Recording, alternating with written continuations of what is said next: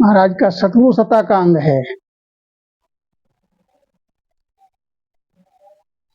तो आसता सतगुरु के माई, जड़ पशुआ चेतन हो जाई। सतगुरु सत्ता ऐसी है कि जैसे जो जड़ चीज है, जड़ पशुआ चेतन हो जाएगी। एक बार तुलसीदास जी महाराज के पास एक गौ हत्यारा पहुंचा। गौ हत्या का पाप लग गया था उसके लिए। गांव के ब्राह्मणों ने उनके लिए गांव से निकाला कर दिया, नगर से बाहर निकाल दिया कि तुम पूरे नगर में भिक्षाटन करो, गौ हत्या का पाप लगा है। सबसे पहले वो तुलसीदास जी के दरवाजे पहुंचा और बोला, राम राम महाराज, गौ हत्यारा आया है, भिक्षा दीजिए। तुलसीदास ने कहा है, तुमने राम महाराज राम राम बोला, राम महाराज कह के 2 बार, अब तुम्हारे लिए हत्या कोई नहीं है, जाओ, कहीं मांगने की जरूरत नहीं तुम्हें। तो उसने कहा कि आप तो बोल रहे हैं, आपका कहना ठीक है, लेकिन नगर के ब्राह्मण नहीं स्वीकार करेंगे। बोले, जो स्वीकार ना करे उसे यहां भेज देना। अब वो नगर में गए, बोले हमारे लिए गौ हत्या का पाप अब नहीं रहा। बोले भिक्षा सब में मांग ली नगर में। बोले तुलसीदास जी के यहाँ गए, उन्होंने कहा 2 बार राम राम कह दिया तुमने, तो एक बार जो मुख कहे तो पापे, एक बार जो राम कहे तो काटे पाप 1000। किशन दास में इस दिन रटे ताको बार न पाप। 1000 पाप कट जाते हैं, एक गौ हत्या का पाप क्या है राम राम कहने से। किसने कहा? बोले तुलसीदास जी महाराज ने। नगर के जितने ब्राह्मण थे सब एकत्रित होकर तुलसीदास के पास पहुंचे।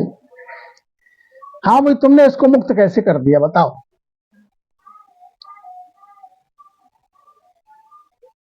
प्रमाण दो इसका।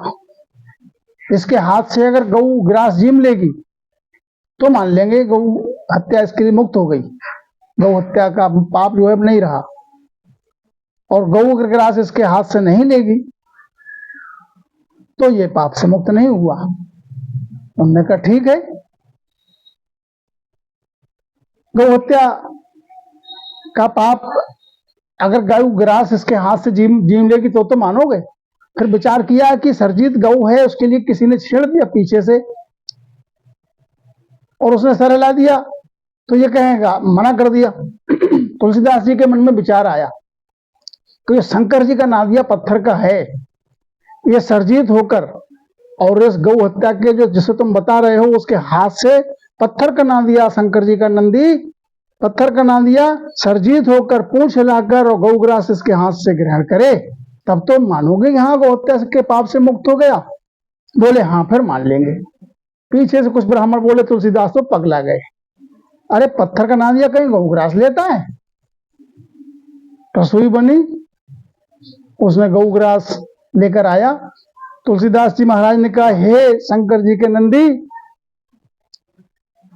अगर ये गौहत्या का पाप से राम राम कहने से गौहत्या के पाप से मुक्त हो गया है तो आप सरजीत होकर पूंछ हिलाकर इसके हाथ से गौग्रास स्वीकार करें।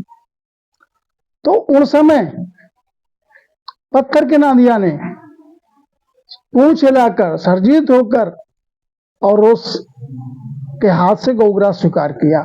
तब सब ब्राह्मण जो है जितने नगर के आए हुए थे वो सब नतमस्तक हो गए और तुलसीदास जी के लिए प्रणाम किया, बोले आप धन्य हैं। तो ये है सतगुरु की सत्ता। सहाय करें हरि आय के पर्चा माने लोग। सहाय तो प्रभु करते हैं, संसार में लोग पर्चा मानते हैं कि पराक्रम इनका है। इसी प्रकार से महाराज समझाते हैं, सतगुरु सत्ता जीवयों जागे, चमक पत्थर लोहा उड़ लागे। सतगुरु सत्ता ऐसी है जिस प्रकार से चुंबक के तरफ अगर लोहा है, लोहा उसके नजदीक पहुंचे कुछ दूरी से पहले से ही वो अपने तरफ आकर्षित करके खींच लेती है, कूद के लग जाता है पत्थर उसमें, चुंबक में। ऐसी सतगुरु महाराज सत्ता है को जीव में जागृत जब हो जाती है तो जीव काग से हंस हो जाता है। काग वृत्ति से उसकी हंस वृत्ति हो जाती है। और काग वृष्टि तो हर जगह, काग वृत्ति है, क्या है कि काग हर जगह चोंच मार देता है, और हंस मोती चुगता है, अन्य दूसरा कोई भोजन उसको स्वीकार नहीं है। यही जीव जागृत जो हो जाता है, जो हंस वृत्ति हो जाती है, उसकी यही पहचान, उसको राम नाम से प्रेम हो जाता है, संसार से उसकी प्रीत घटने लगती है। तो सतगुरु सता से जे झेले, अरध उरध विचरामत खेले। सतगुरु सत्ता जब शिष्य में जागृत हो जाती है तो अरध उरध विचरामत खेले, घटके माय में ही राम नाम का आनंद उसको आने लगता है। कैसे?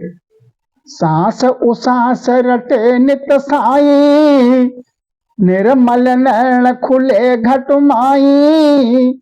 सांस उसास पे जब नित रटन करता है राम नाम की सदगुरु विधि से, तो निर्मल नैन, अंतर में ये नैनों की बाह्य दृष्टि की बजाय ये अंतर दृष्टि होके घट में माय में खुलते हैं नैन, और तीनों लोग उसके लिए देखने लगते हैं। उगा सूर भया उजियाला, भरम करम भेटा मेटा अंधियारा। जिस प्रकार से संसार में सूर्योदय होता है तो पूरे संसार में प्रकाश हो जाता है, अंधेरा मिट जाता है। इसी प्रकार से जब शब्द का प्रकाश घटके माय में हुआ तो जितना जो भ्रम था, अज्ञानता का जो कर्म में बंधा हुआ था, जब तप दान पुण्य में, वो सब अंधेरा मिट गया, अज्ञान रूपी अंधेरा मिट गया। बहुरत मेरा व्यापे कोई, जग में जोत उदय घट होई। अब जागृत जीव के लिए जागृत जागे जीव बहुर नहीं सोवे।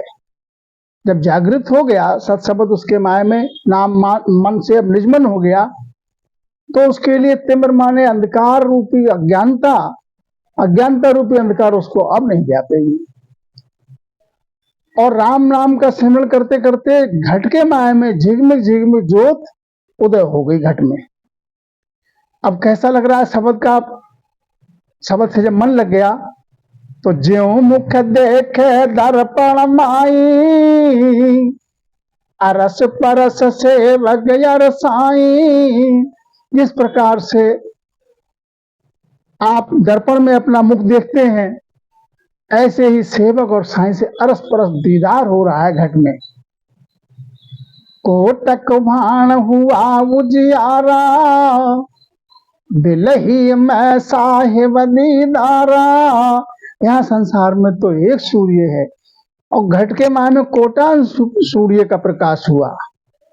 कोटक भाण हुआ उजाला, कोटान भाण नाम सूर्य का उजाला हो गया घट में। और दिल ही में साहिब दीदार, इस दिल में ही घट के माय में उस साहिब का दीदार हो रहा है।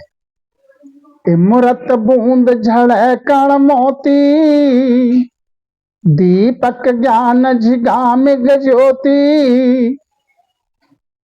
उस राम नाम का अब ऐसा आनंद आ रहा है कि इमृत की बूंदें झड़ रही हैं कण की तरह, मोती की तरह।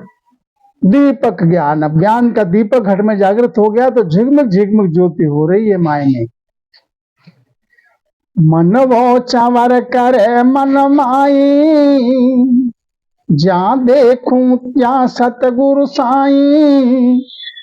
अब मन जो है वो चंवर की तरह, जैसे चंवर ढोलाते हैं, ऐसे मन जो है चाव लग गया मन के लिए शब्द से। मन जो है निजमन हो गया। अब निजमन हो गया तो बाह्य दृष्टि से अंतर्दृष्टि में अंतर्मन हो गया। अब जहां देख रहा है तहां सतगुरु ही उसको दिख रहे हैं, दूसरी कोई वस्तु दिख नहीं रही। सकल संसार में एक ही ब्रह्म दिख रहा है कि एक नूर ते सब उपजाया, नानक साहब की साख है।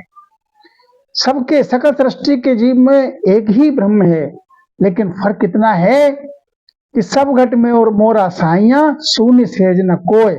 और बलिहारी व घट को ज्या घट प्रगट होए।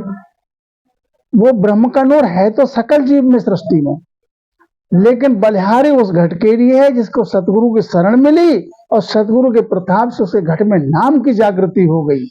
उनके प्रताप से उस भेद को सहज स्मरण किया तो साहिब का दीदार हुआ। उसके लिए वो बलिहार है उसके लिए। तो सतगुरु जी की मैं बल जाई, ऐसो भेव दियो मुझे आई। सतगुरु जी महाराज की बार बार मैं बलिहारी जाऊं, बार बार अंतर में सतगुरु जी महाराज के लिए धन्यवाद आ रहा है माय में घट में कि ऐसा भेद दिया, अनुपम और अगाध भेद दिया जो मेरे लिए ये दरस हो रहा है साहिब का। आज मिला कैसे, कहाँ मिला साहिब? तन दे बल बिचया तम देवा, निर्गुण भक्त करे ये भेवा। ये तन रूपी देवल के बीच में ही ये आत्मदेव है। निर्गुण भक्ति करके, निर्गुण भक्ति जबकि भेद के सहित कब दीदार पाया? प्रेम फूल मन वो ले आवे, चित्त का चंदन ले चर्चावे। अब संसार में जो आरती करते हैं, फूल लेकर आते हैं, तो इधर प्रेम रूपी फूल हैं, प्रेम है शब्द से लगा हुआ, वही फूल हैं। तन मन वार अमीरस पीजे, तन लगा दिया, आसन पे बैठ गए तो तन लग गया, और सतगुरु महाराज ने शब्द दिया उससे सिमरण करने लगे, उस सांसों पे अपना मन लगा दिया तो अमीरस पीजे। तो अमृत जो है पीने को मिल रहा है। अमृत घूंटा पीजिए ओ रस है नी का। अमृत तो अमृत ही है, उसका कोई दूसरा कोई तोड़ नहीं, दूसरे कोई मिसाल नहीं है। सेवा चंदन आरती कीजे, तन मन वार अमीरस पीजे। इस प्रकार से महाराज समझाते हैं। चित्त का तो चंदन, जिस प्रकार से आरती में चंदन चर्चते हैं, चित्त जो है चंदन का काम कर रहा है, चित्त अब जो है राम जी से लग गया। सेवा बंधन क्या है? आरती की जाए, जो आ रही है श्वासा उसी में रत हो गया। तन मन बार अमीरस पी जाए, तन मन अर्पित कर दिया राम जी के लिए, अमृत जो है वो अमृत पान हो रहा है। तो सुरती सेवक निज मन माला, भाव का भोजन शब्द रसाला। सुरती जो है सेवक के काम से की तरह हो गई। इस प्रकार से सेवक का क्या काम है? हर समय हाजिर रहना। अब सुरती संसार में नहीं भाग रही है, सुरती शब्द पे लगी हुई है। मन निजमन हो गया, शास्त्र रूपी माला जो चल रही है उस पे लगा हुआ है। भाव का भोजन, जिस प्रकार से भोजन भाव का हो, भाव के सहित भोजन खिलाया जाए तो उसमें रस आता है स्वाद में। इसी प्रकार से प्रेम और भाव के सहित भोजन, जिस प्रकार से भोजन की बात है उसी प्रकार से प्रेम और भाव के सहित भजन किया जाए, शब्द से प्रेम लग जाए तो शब्द में ऐसा रस आता है कि अमृत उतरने लगता है घट में। धूप ध्यान खेवो दिन राती, दीपक ज्ञान प्रीत की अवाती। अब बाहर से धूप लगाने की, धूप अगरबत्ती लगाने की कोई आवश्यकता नहीं है। अब ध्यान लग गया, ध्यान रूपी धूप है और उसी में दिन रात जो है, दिन रात सांस जो है उसी में लगा हुआ है मन। दीपक ज्ञान, इधर आरती में दीपक जलाते हैं, इधर ज्ञान रूपी दीपक घट में जागृत हो गया। तो प्रीत की बाती, उधर दीपक में बाती लगाते हैं, इधर प्रीत की बाती है, शब्द से प्रेम हो गया।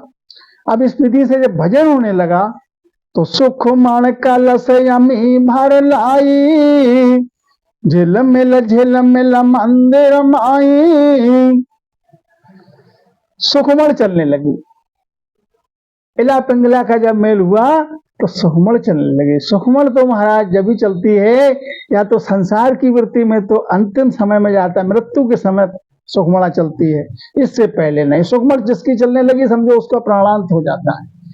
इधर महाराज की जो सतगुरु विधि से भजन करता है तो देह में रहते हुए ही इला पिंगला का जब मेल होता है तो कुटी पे पहुंच के तो सुखमण चलने लगती है। और सुखमण का तो सुख घड़ा है महाराज, इतना घड़ा सुख है कि सेज का सुख भी फीका लगे। अब झिलमिल जिस प्रकार से मंदिर में हो रही है वैसे झिलमिलाहट हो रही है और अमृत उतर रहा है, भर भर घूंटा जो है रामजन उसको हरिजन पी रहे हैं। अब आगे और उच्च अवस्था हुई ध्यान की, तो मुरली बैण बजे सुर नाई, शंखरी घोर गगन घर छाई। मुरली की आवाज आ रही है, शंख की आवाज आ रही है गगन में। ये अवस्था गगन में जब पहुंचे जब अवस्था बनी है। अनहद झालर का झणकारा, रोम रोम बोले रंकारा। अनहद के बाजे बाज रहे हैं, झालर बाज रही है, झनकार हो रही है और रोम रोम में रंकार की ध्वनि हो गई महाराज। 3.5 करोड़ रोमावली है, रोम रोम से अब राम रंकार की ध्वनि लग गई। तो ये अवस्था भजन की कैसी बनी? वैसे भजन की शुरुआत अवस्था में तो 10 बार 20 बार राम नाम का उच्चारण कर सकते हो सांस पे, लेकिन जब ऐसी अवस्था बन जाती है, गगन में जब पहुंच जाता है, अनहद के बाजे बाजने लगते हैं, रोम रोम में रंकार में ध्वनि होने लगती है शब्द की, तो 3.5 करोड़ रोमावली से ही रंकार की ध्वनि होती है। तो उस समय की अवस्था में कहा है, अणगिनती गिनती नहीं राम नाम री जोड़, सासु सासु में होत है सिमरण 70 करोड़। बोलो राम महाराज, एक सांस में 70 करोड़ बार सिमरण हो जाता है महाराज। जब धर्मराज का खाता फाटे तो जन सुख राम सताया जागी, ब्रह्म समाध ब्रह्मांड में लागी। सतगुरु सता जब माय में आ गई तो ब्रह्म समाध लग गई, ब्रह्म समाध ब्रह्मांड में लग गई। 10वें द्वार करे हंस केला, अनंत कोट संतारा मेला। 10वें द्वार पे हंस जो है खेल कर रहा है, अनंत कोट संतों का मेल है वहां पर। ऐसे समयो सदा हमारे, आठों पहर सांझ के सवेरे। ऐसा समय सदा है। जन सुख राम अमर घर पाया, जा मरण मरण मोह नहीं माया। महाराज समझाते हैं जो अमर देश है वहां पहुंच गए, जहां ना जन्म है, ना मरण है, ना मोह है, ना माया है। तो जन सुखी सतगुरु सता, मोह पे कहीं न जाए। जो मुझ वर्ती आय कर, सो विधि कही सुनाए। सतगुरु सता कहने में नहीं, अगाध है, अगम है। जैसी महाराज समझाते, जैसी मुझ में बरती वैसी मैंने सुनाई। राम जी राम महाराज।